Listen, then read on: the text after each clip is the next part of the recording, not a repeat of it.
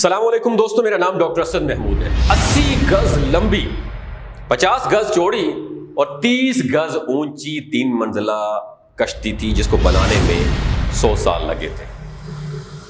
اسے حضرت نوح علیہ السلام کی کشتی کہتے ہیں۔ جب طوفان نوح آیا، مسلسل بارش ہوتی رہی، دنیا میں کچھ بھی نہیں بچا۔ 40 گز اونچے پہاڑ بھی اس میں غرق ہو گئے، ڈوب گئے۔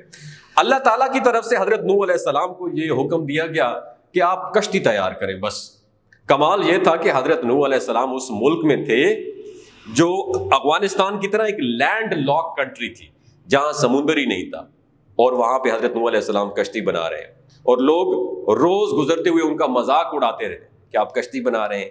پہلے تو آپ کہتے تھے کہ میں اللہ کا نبی ہوں، اللہ وحدہ لا شریک کی طرف آؤ، تبلیغ کیا کرتے تھے۔ اب تو معاذ اللہ تم کارپینٹر بن گئے ہو، درخان بن گئے ہو، کشتی بنانے لگے ہو، اور کشتی کو کرو گے کیا؟ ہمارے ملک میں تو پانی نہیں ہے۔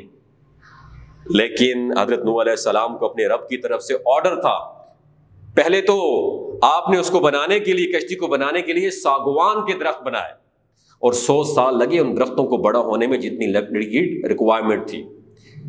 100 سال تو درخت اگائے پہلے، پھر اس کے بعد کیا کیا؟ 80 گز لمبی، 50 گز چوڑی حضرت نوح علیہ السلام نے کشتی بنائی۔ کشتی میں ایک فلور نہیں تھا، یعنی کشتی کی ایک درجہ نہیں تھا، کشتی کے اندر 3 فلور تھے، 3 منزلہ کشتی تھی۔ آپ نے اس کے اندر 3 فلور بنائے، کیونکہ نچلے فلور میں، نچلے طبقے میں پرندے اور حشرات الارض، کیڑے مکوڑے تھے نچلے فلور میں۔ درمیانے فلور میں، یعنی اس فلور پہ چوپاہے، اور پھر اوپر والا جو فلور ہے اس میں مومنین، اور خود حضرت نوح علیہ السلام نے اپنے لیے اور مومنین کے لیے جگہ بنائی۔ یعنی 3 فلور کی یہ کشتی بنائی، اور اس کو بنانے میں 100 سال لگے۔ اور قرآن کیا کہتا ہے؟ اس تنور سے جب پانی نکلے تو آپ سمجھ جانا کہ اب طوفان آنے والا ہے۔ دس از دی انڈیکیشن، اور یہ قرآن میں موجود ہے۔ قرآن کہتا ہے کہ یہاں تک کہ جب ہمارا حکم آیا اور تنور ابلا تو ہم نے فرمایا کشتی میں سوار کر لے ہر جنس میں سے ایک جوڑا نر اور ایک جوڑا مادہ، اور جن پر بات پڑ چکی ہے ان کے سوا اپنے گھر والوں اور باقی مسلمانوں کو، اور ان کے ساتھ مسلمان نہ تھے مگر تھوڑے تھے۔ دوستو یاد رکھیے، 40 دن تک مسلسل دن رات بارش موسلادھار، جسے ہم اپنی زبان میں کیٹس اینڈ ڈاگ کہتے ہیں۔ یہ کیٹس اینڈ ڈاگ، موسلادھار لفظ بھی اس کے سامنے بہت چھوٹا پڑ جاتا ہے۔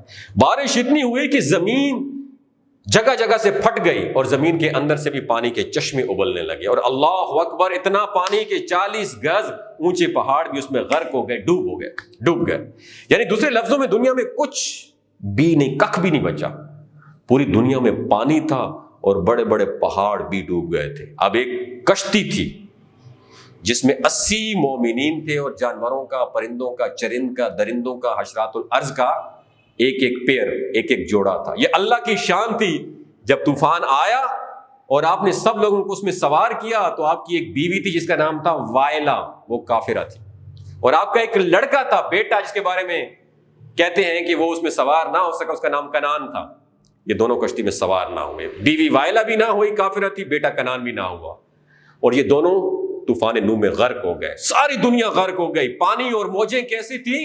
قرآن بتاتا ہے کہ وہ انہیں لے کے جا رہی تھی، ایسی موجیں جیسے پہاڑ جیسے موجیں تھی، اور اس کشتی میں موجود ہیں جن میں 80 ایمان والے ہیں، اور وہ کشتی جو ہے نا بھیڑوں کے ساتھ، چپوں کے ساتھ چلی جا رہی تھی۔ حضرت نوح علیہ السلام کی وہ کشتی چلی رہی، آپ کو پتہ ہے کتنے دن چلتی رہی؟ 6 مہینے تک چلتی رہی۔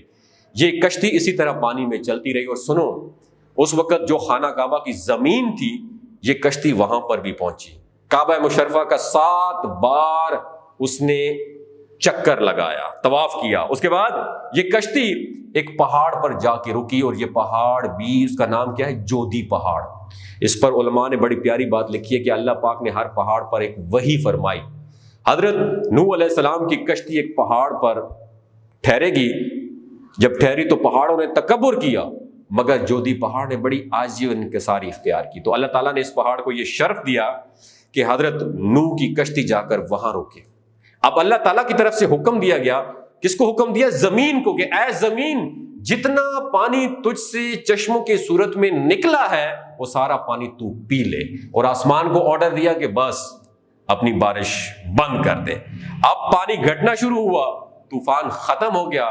اللہ تعالیٰ نے حضرت نوح علیہ السلام کو حکم دیا کہ اے نوح کشتی سے اتر آئیے، اب آپ اس پہاڑ پر باہر اتر آئیے، اور آپ کو فرمایا کہ اللہ تبارک و تعالیٰ کی طرف سے سلامتی اور برکتیں آپ پر بھی ہیں اور ان لوگوں پر بھی جو کشتی میں آپ کے ساتھ سوار تھے۔ دوستو یہ انفارمیشن اگر آپ کو اچھی لگی ہو دوسروں کے ساتھ ضرور شیئر کیجیے گا۔ اپنا اور اپنے ساتھ جڑے رشتوں کا خیال رکھیے، ہو سکتا ہے آپ کی ایک شیئر سے کسی کی زندگی اور کسی مسلمان بھائی کا دل بدل جائے۔ بہت شکریہ۔